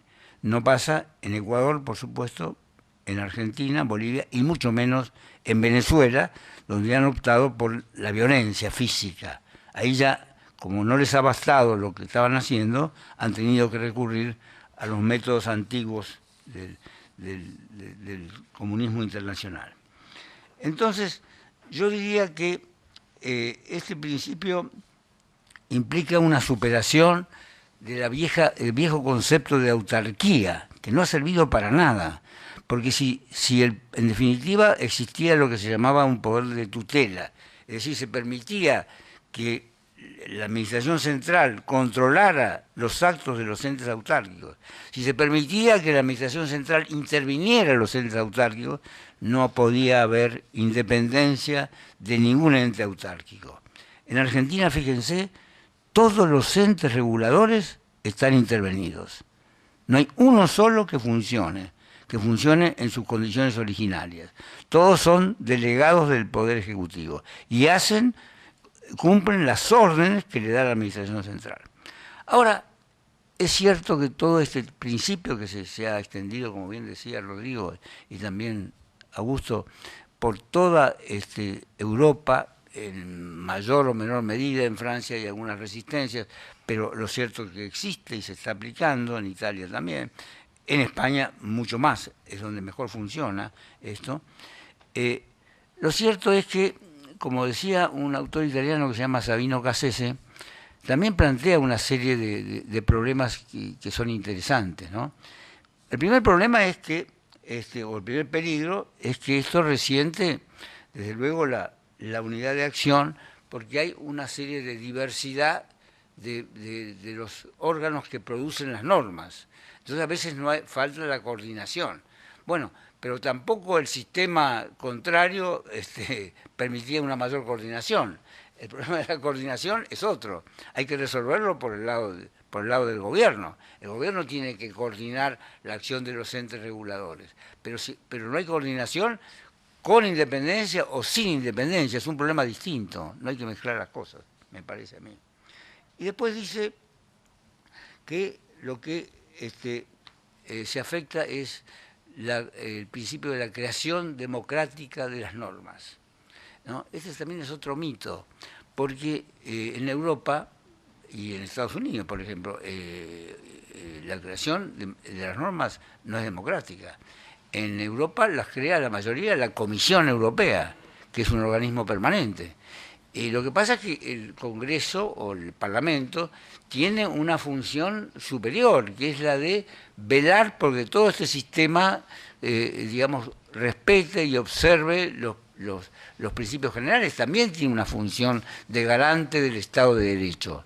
Pero eso no quiere decir que las normas no puedan ser producidas inclusive por los propios grupos, los cuerpos intermedios, mediante las autorregulaciones, por ejemplo, como pasa con las bolsas, la regulación de las bolsas y de los mercados de valores, que ahora en Argentina, por supuesto, lo han eliminado y ahora pretenden que todo sea regulado por el gobierno. Es decir, se vuelve a los viejos principios del jacobinismo revolucionario de 1789, que anoche me regalaron un libro, tu padre, fantástico, del abuelo, de Luis Alberto Herrera, sobre, estuve hojeándolo anoche, casi no duermo, sobre la Revolución Francesa, que es un poco una de mis grandes pasiones, ¿no? Porque ahí en 5 años lo que hicieron fue realmente el destrozo más grande institucional que pudo haber ocurrido en el mundo, ¿no? Yo diría que, en definitiva, este principio de separación de los poderes consagra un mandato.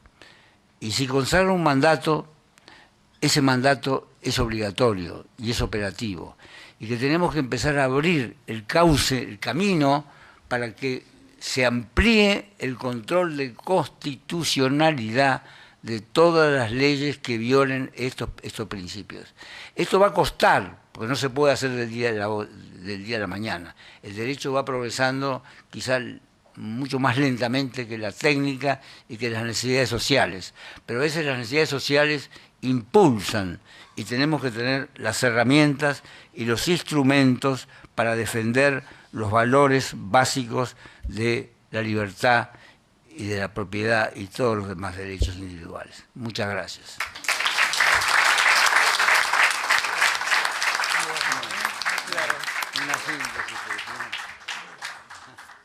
Agradecemos al doctor Casañez su intervención tan jurídica como política y voy a presentar al último orador, que es el doctor en filosofía Pablo da Silveira, que nos va a hablar sobre democracia constitucional y democracia mayoritarista.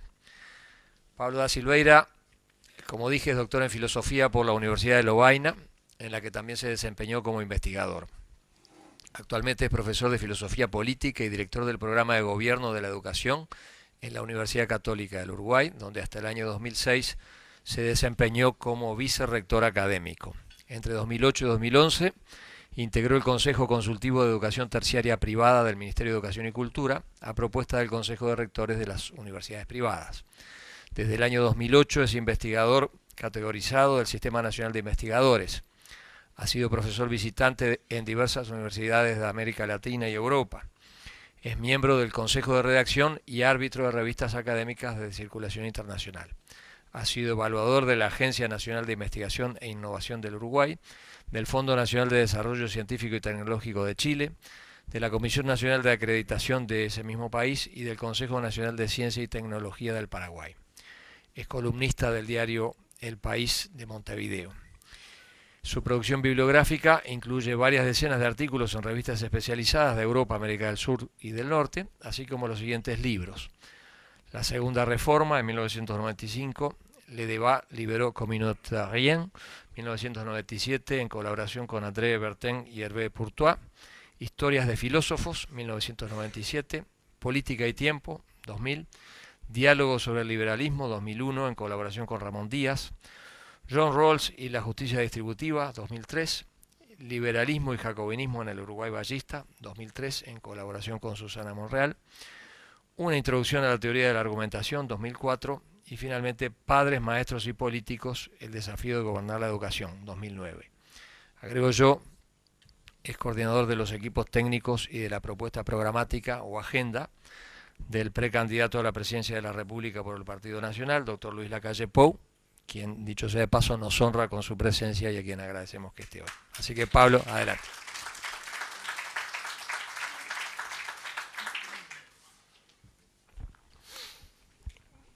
Bueno, buenos días a todos y gracias al Instituto Oribe por esta invitación.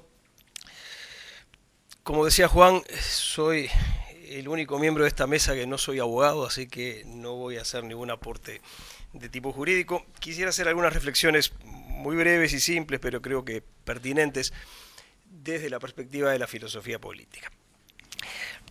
Y para empezar con un antecedente muy remoto, quisiera empezar recordando algo que todos conocemos, y es la ejecución de Sócrates en el año 399 a.C.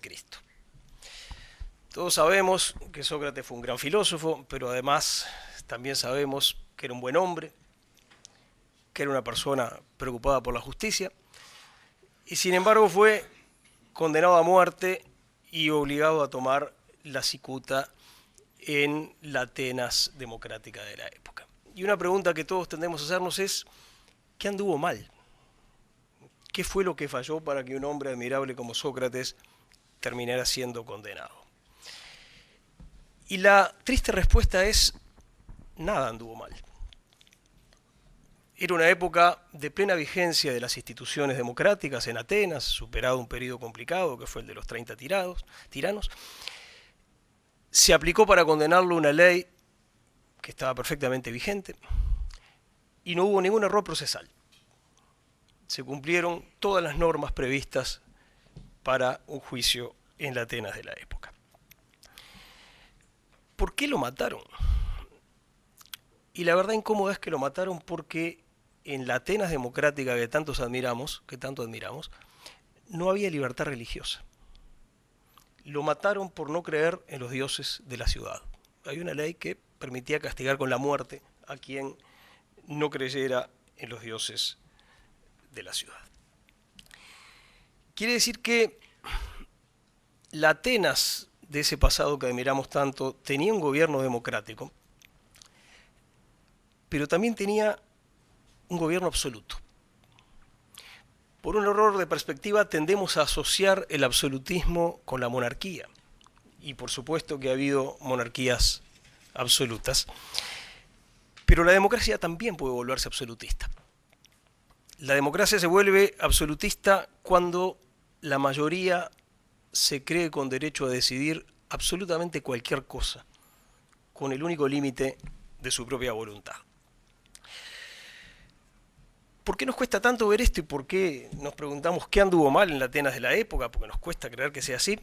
Bueno, porque lo que hoy normalmente llamamos democracia no es democracia a secas, sino, como todos sabemos, es democracia constitucional y más específicamente democracia liberal. Una democracia constitucional justamente es una democracia en donde la mayoría no puede decidir cualquier cosa.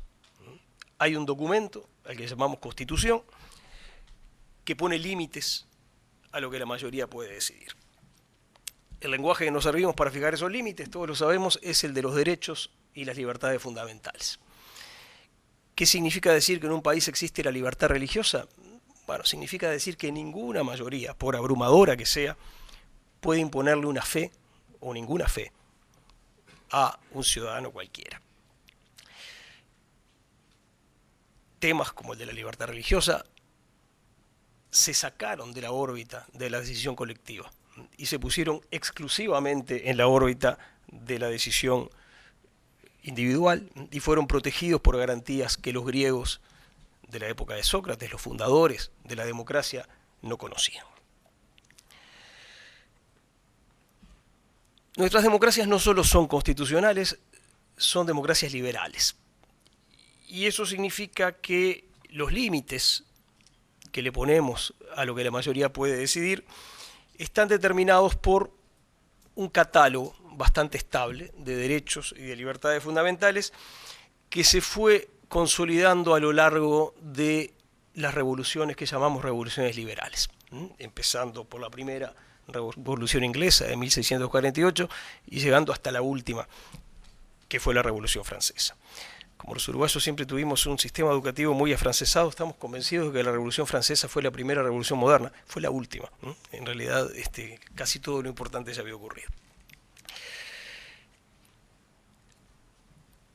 Todo esto que acabo de decir es conocido y es muy simple, pero observen que si esto es así, entonces existe una inconsistencia en nuestra retórica política. Normalmente decimos que el opuesto a dictadura es democracia, pero la democracia no es lo opuesto a la dictadura. Pueden existir dictaduras democráticas. De hecho, la democracia da lugar a lo que Alexis de Tocqueville en el siglo XIX llamaba la peor de las dictaduras, que es la dictadura de las mayorías. Es la peor porque es la más difícil de sacarse de encima.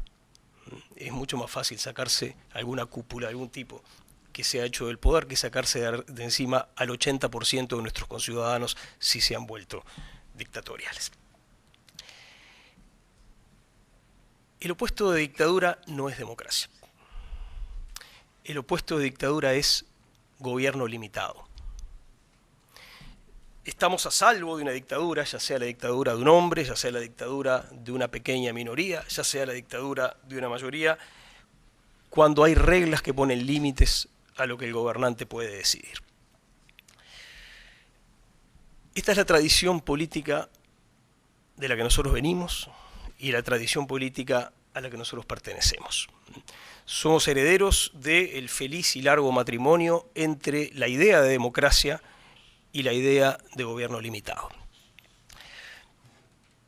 Por eso creemos que la soberanía reside en el pueblo, es decir, creemos que la única fuente de legitimidad política es la voluntad mayoritaria, pero también creemos que la mayoría solo es fuente de legitimidad cuando se mantiene respetuosa de un conjunto de límites que protegen a cada uno de los ciudadanos.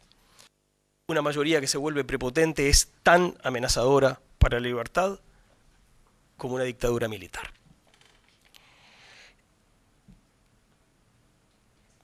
Creo que estas reflexiones son útiles porque nos permiten entender un fenómeno preocupante que está ocurriendo en América Latina. Hace algunas décadas, la amenaza para América Latina eran los golpes de Estado que conducían a dictaduras militares. Hoy en día, felizmente, esa etapa ha quedado atrás. Y esperemos que haya quedado definitivamente atrás. Pero la principal amenaza que hoy existe para la libertad en América Latina es el riesgo de ruptura entre estas dos ideas de democracia y soberanía popular, por un lado, y, por otro, la idea de gobierno limitado. Esa ruptura conduce a lo que técnicamente se llama la democracia mayoritarista, es decir, aquella democracia que asume que la única condición para que una decisión sea legítima es que cuente con el apoyo mayoritario. Puede tratarse de una mayoría real, como la que probablemente todavía sostenga al gobierno de Cristina Kirchner, o puede tratarse de una mayoría ficticia, como la que probablemente condujo al gobierno a Nicolás Maduro. Pero eso no es el punto. El punto es que se apele al apoyo mayoritario como una razón suficiente para legitimar cualquier cosa, incluyendo aquellas decisiones que, como decía el doctor Casaña, atentan contra la división de poderes o que atentan contra cuestiones tan básicas como la libertad de prensa. Se trata de un fenómeno preocupante, de una tendencia actual en la región que podría describirse como la transitoria victoria de Rousseau sobre Montesquieu. Y se trata de algo que tenemos que enfrentar. Creo que eso es parte de las raíces de lo que somos todos los que estamos acá. Queremos democracia, pero queremos gobierno limitado. Y queremos las dos cosas juntas. Creo que actividades como esta del Instituto Uribe nos ayudan a avanzar en esa dirección. Gracias.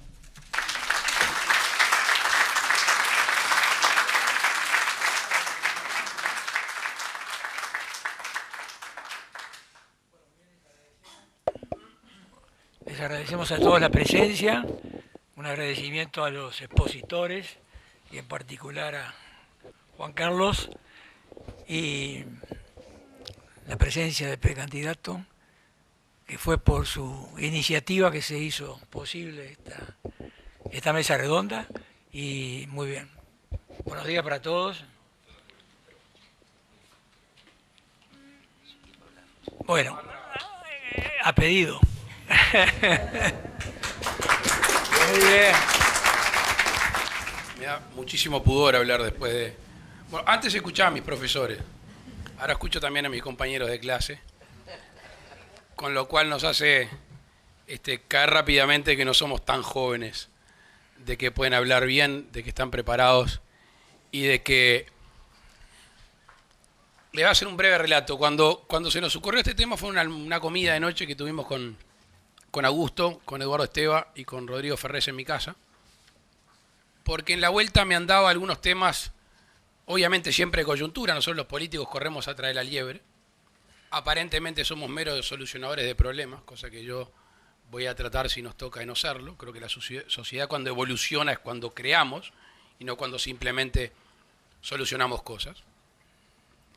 Pero quise que me acompañen aquellos que respeto, que quiero y que me han formado, que yo nunca me enteré. No me enteré cuando me dieron el título, pero me enteré en el Parlamento que me han formado como un hombre de derecho. Y por allí hay una discusión del modelo inglés, del modelo francés, que yo se lo escucho ahora a gusto, no lo hablamos ese día, que es el que está aparentemente en contradicción en nuestro sistema, ¿no? Volcamos para un lado, pero actuamos del otro. Y yo, como todavía creo que el hombre no es el lobo del hombre, y por lo menos inspira mi diario vivir, y espero hacerlo como gobernante, cada vez que el Parlamento, cada vez que el Estado, mediante una ley constriñe, reglamenta, regula, yo muchas veces veo que es origen en una actitud a veces patológica. Tratando de evitar la patología, constreñimos las libertades individuales. Y en ese sentido tenemos una constitución que le falta regular el mal aliento. Tenemos una constitución que establece los procesos administrativos, que establece, se sale de la forma de gobierno, se sale de la soberanía, se sale de los derechos, deberes y garantías y opta por inmiscuirse cada vez más en la vida de la gente. Y cada cosa que surge y le queremos dar estatus de importancia, creemos que le tenemos que dar estatus constitucional. Es como que el propio gobierno se siente incapaz a sí mismo de lo que no tiene estado constitucional, respetarlo. Augusto mencionaba la reforma del agua. Reforma del agua que no se está cumpliendo. Reforma del agua que, entre otras cosas, ha prohibido que en muchos lugares de nuestro país los vecinos no tengan agua. Yo los invito a ir a San Luis Norte, a los Titanes Norte. O a, como estuve este fin de semana, el balneario Las Cañas en Fray Bentos, ¿quién pone el agua? Allí hay vecinos que no dejan seguir teniendo su sistema de cooperativas organizada privada, pero tampoco la OCE ha avanzado en establecer más servicios. Con lo cual la Constitución, lejos de garantizar el acceso a un bien insustituible, de primera necesidad, ha hecho que muchos uruguayos no accedan al mismo. Y entonces nosotros, en todas estas exposiciones que tienen una línea conductora, me parece que hay que agregarle la del punto de vista de aquel que es gobernante y aspira a ser gobernante, porque al fin y al cabo todos estos instrumentos los utiliza la humanidad. Y nos tenemos que mirar muy y mucho al espejo si tenemos la humildad suficiente y la sabiduría suficiente para entender que las constituciones, que las leyes deben representar al total de la sociedad y no lo que estamos viendo en algunos países. Y en algunos países, y creo que Pablo daba en la tecla cuando hablaba de algunas formas de gobierno que naturalmente son despóticas o naturalmente no respetan los derechos individuales, a priori de base, y las otras que están más disfrazadas, que no se notan tanto. Ya que el viejo cuento de la rana en agua tibia que va hirviéndose, o de la rana que cae en el agua hirviendo. Y nosotros hemos visto cómo paulatinamente el gobierno de la mayoría, que no necesariamente es el gobierno de la mayoría, es a veces el gobierno del que grita más alto, que es una aparente mayoría, o el gobierno de las corporaciones, porque la gran mayoría de los ciudadanos no tienen sindicato. El tipo que se levantó ya a laburar, se tomó el ómnibus y fue a trabajar, y que no está en una rama pesada, que simplemente no quiere estar al amparo de un sindicato, no tiene defensa. A mí me pasó una cosa increíble en el periodo pasado. Le pedí una reunión al ministro de Trabajo, que era Bonomi, que como ministro de Interior es un gran ministro de Trabajo. Y le dije, mira, hay una gente allá en la ruta 36 que le están prohibiendo el acceso al ingenio de trabajo, son 200, hay 30 ocupando, y bueno, me parece que es una linda solución para tratar de facilitar para que la gente pueda seguir trabajando. La primera pregunta al ministro es, ¿y esta gente está sindicalizada? Le dije, no, pero pensé que era una pregunta accesoria, era para llenar el registro. Y me dice, no, bueno, entonces yo no atiendo funcionarios que no están sindicalizados.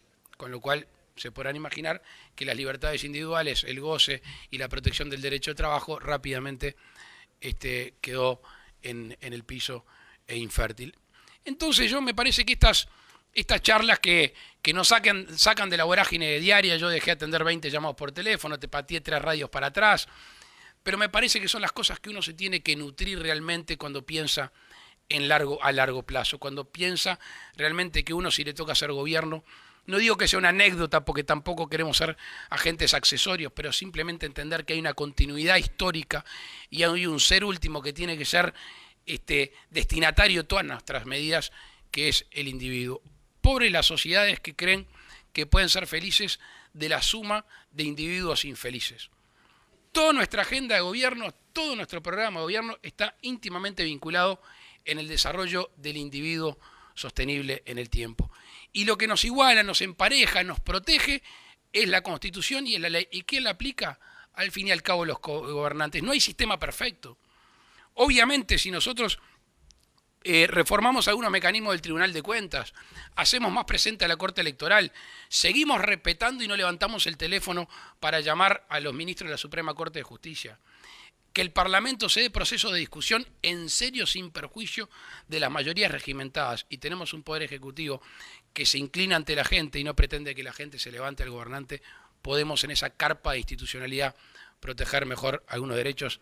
Ha sido una mañana, quizás no electoralmente, pero humanamente provechosa. Muchas gracias. Asuntos Públicos, para conocer mejor, para saber más.